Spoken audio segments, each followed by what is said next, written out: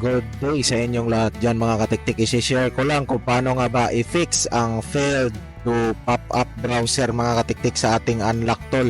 So kapag hindi na mag-pop up ang browser sa inyong cellphone is ganito lang ang gagawin nyo mga katiktik. Punta ka lang sa inyong unlock tool at puntahan mo tong config mga katiktik.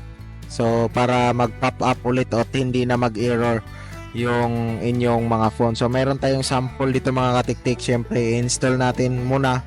Kailangan muna natin ipapakita sa inyo na meron tayong driver. Install tayo ng driver. Okay na po siya at nakasaksak po yung ating phone mga katiktik.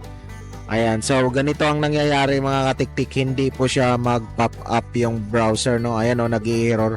So kung may makita mo mga katiktik, ito yung nag-i-error, nagpupula po siya, hindi po siya nag-o-okay. So para ma-fix yan, punta ka lang dito sa config at itong pinakauna mga katiktik, click mo lang tong disable driver signature. So yan yung i-click mo at pag na-click mo yan, meron ka nabasa sa baba na please restart your computer. Parang ganon, dan.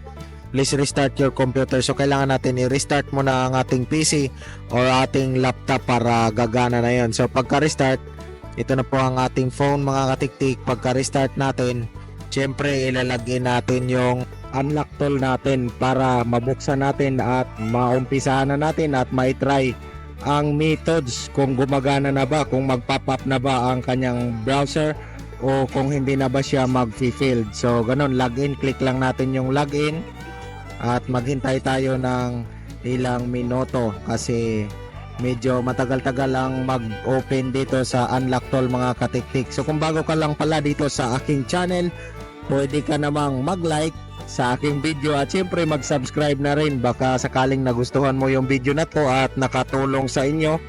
Yan, pa-like na lang po mga katiktik. Yun lang po ang hinihiling ko. Tama na po yun, like. Kahit di na mag-subscribe, basta i-like lang, okay lang yan mga katiktik. So again, nag-open na ang ating unlock tool.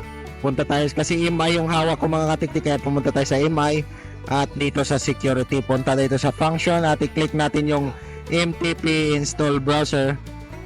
Tapos yun, napapansin mo mayroong nagpa-pop up dito, piliin mo lang yung install. So yung driver niya mga katiktik is nagpa-pop up dito. Pag nag-install kanina, wala pong nag-pop up, tapos nag-okay na po agad dito sa kabila mga katiktik. So ngayon mayroon tayong nakikita na nagpa-pop up at isi-select lang natin dito is yung nasa pangalawa, yung mga katiktik, install driver. So may nagpop up din sa ating phone, piliin mo lang dyan yung file. Tapos dito sa desktop mga katiktik, piliin mo yung install this driver anyway. Ayan, piliin lang yung file at dito sa desktop natin, install driver anyway. So pag natapos niyan mga katiktik, i-click naman natin yung MTP